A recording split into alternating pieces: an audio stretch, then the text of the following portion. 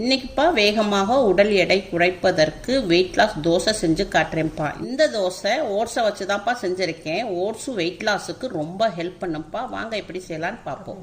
இப்போப்பா அம்மா வந்து ஓட்ஸ் எடுத்திருக்கேன். 100 கிராம் ஓட்ஸ் எடுத்திருக்கேன். அதில் ரோல்ஸ் ஓட்ஸு. இப்போ இதை வந்து நம்ம பவுலில் போட்டுக்கிடுவோம். 100 கிராம் ஓட்ஸை வந்து பவுலில் போட்டுக்கிடுவோம். இப்போ இதில் தண்ணி ஊற்றி ஒரு 15 நிமிஷத்துக்கு ஊற விடுவோம். நல்லா கழுவிட்டு ஊற வைப்போம். இப்போ அம்மா வந்து கேஸ் ஆன் பண்ணியிருக்கேன். ஒரு கடாய் வச்சுருக்கேன். கடாய் கொஞ்சம் லைட்டாக சூடாகட்டும். கடாய் கொஞ்சம் சூடாயிடுச்சு.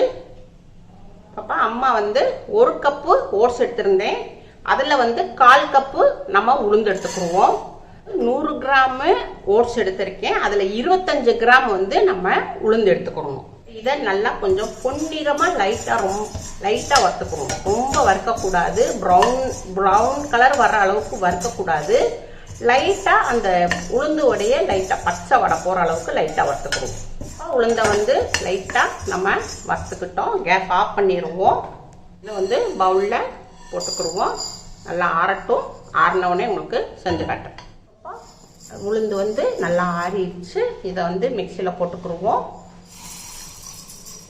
உங்களுக்கு மிக்சியில் நல்லா பவுடராக்கி கொண்டு வரேன். அவ்வளோதான்ப்பா. அம்மா வந்து இது உளுந்த நல்லா பவுடராக்கி கொண்டு வந்திருக்கேன். நல்லா பவுடராக இருக்குது. இது இப்படி இருக்கட்டும். இப்போ அம்மா வந்து ஓட்ஸை வந்து 15 நிமிஷத்துக்கு ஊற வச்சுருந்தேன். நல்லா ஊறிடுச்சு. இப்போ தண்ணி நல்லா நிறுத்தாச்சு. மிக்சி ஜார் எடுத்துக்குவோம். இந்த ஓட்ஸை வந்து மிக்சியில் போட்டுக்கிடுவோம். ஓட்ஸை மிக்சியில் போட்டுட்டோம். அம்மா வந்து வெந்தயத்தை ஊற வச்சுருந்தேன்ப்பா. 1 ஸ்பூனு. இது ஒரு ஸ்பூன் போட்டுக்கிடுவோம். ஊறின தண்ணியை கொஞ்சம் ஊற்றிக்கிடுவோம். மீடியமான பச்சை மிளகாய் ஒரு 3 பச்சை மிளகாய் இதை காரத்துக்கு போட்டுக்கிடுவோம். கருவேப்பிலை கொஞ்சம் போட்டுக்கிடுவோம். ஒரு 1/2 டீஸ்பூனு சீரகம் போட்டுக்கிடுவோம். இன்ச் அளவுக்கு இஞ்சி போட்டுக்குருவோம். இஞ்சியை நல்லா தோல் சீவி இருக்கேன். இதை கட் பண்ணி போட்டுக்குருவோம். இப்போ நம்ம பொடியாக்கி இருக்கோம்லப்பா உளுந்து, இதையும் இதில் போட்டுக்குருவோம். இப்போ தேவையான அளவுக்கு தண்ணி ஊற்றிக்கிடுவோம். நம்ம தோசை மாவு பதத்துக்கு நம்ம அரைக்க போகிறோம். வந்து அரைச்சி கொண்டு வரேன். இப்போப்பா அம்மா வந்து உங்களுக்கு மிக்சியில் அரைச்சி கொண்டு வந்திருக்கேன். இப்போ இதை வந்து பவுலில் மாற்றிக்கிடுவோம். இந்த மாதிரி இருக்கணும். இப்போ நம்ம மிக்சிலேருந்து பவுலில் மாற்றிக்கிட்டோம். தேவையான அளவு உப்பு போட்டுக்கிடுவோம். பிங்க் சால்ட்டு கொஞ்சமாக தண்ணி ஊற்றிக்கிடுவோம். நல்லா மிக்ஸ் பண்ணிக்கிடுவோம்.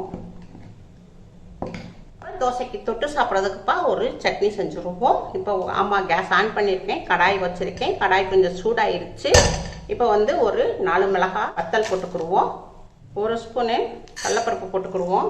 1 ஸ்பூனு உளுந்து போட்டுக்கிடுவோம். நல்லா கொஞ்சம் பொன்னிறமாக வறுத்துக்கிடுவோம். உளுந்தும் கடலைப்பருப்பும் லைட்டாக வறுத்தாச்சுப்பா. ஒரு 1/2 ஸ்பூனு சீரகம் போட்டுக்கிடுவோம். கருவேப்பிலை போட்டுக்கிடுவோம். கொஞ்சமாக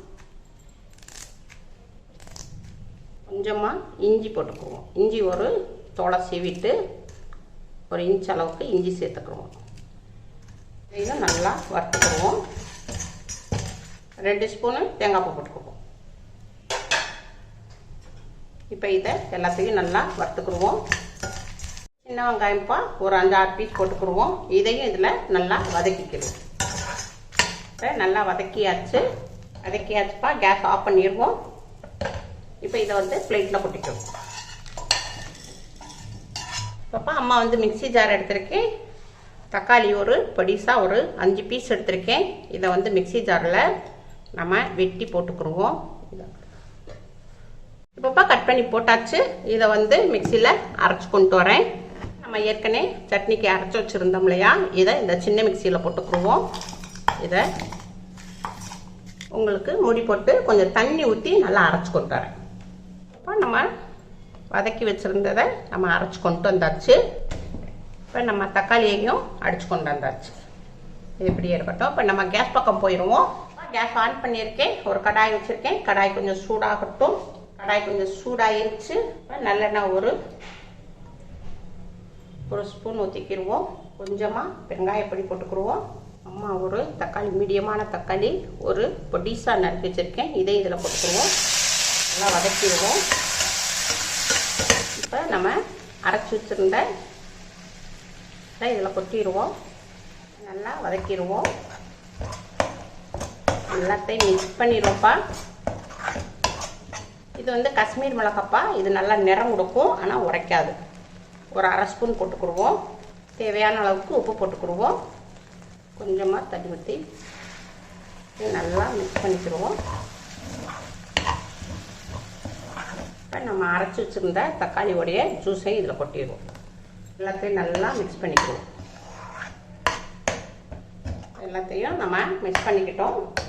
கொஞ்சோண்டு கருவேப்பிலையை அப்படியே கொஞ்சம் போட்டுருவோம். லைட்டாக நல்லா கருவேப்பிலையோடைய ஃப்ளேவர் ரொம்ப நல்லாயிருக்கும்.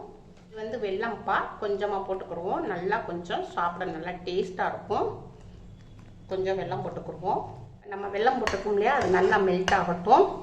ஒரு 5 நிமிஷத்துக்கு நம்ம மூடி போட்டு மீடியத்தில் வச்சு கொஞ்சம் வேக விடுவோம். இப்போப்பா அம்மா தோசைக்கல் வச்சுருக்கேன். தோசை தவா நல்லா சூடாகட்டும். எண்ணெய் துணியை வச்சு நல்லா தொடச்சிக்கிடுவோம். மாவு கொஞ்சம் கெட்டியாக இருக்குது. கொஞ்சம் தண்ணி கலக்கும். இப்போ நம்ம ஊற்றிக்கிடுவோம்.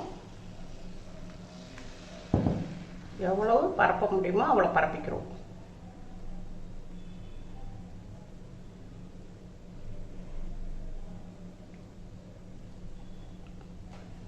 கொஞ்சம் நல்லா வேகட்டும்ப்பா.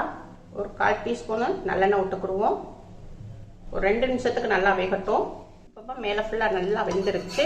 இப்போ நம்ம இதை வந்து பிரட்டி போட்டுருவோம். பிரட்டி போட்ட பக்கமும் நல்லா வேகட்டும்.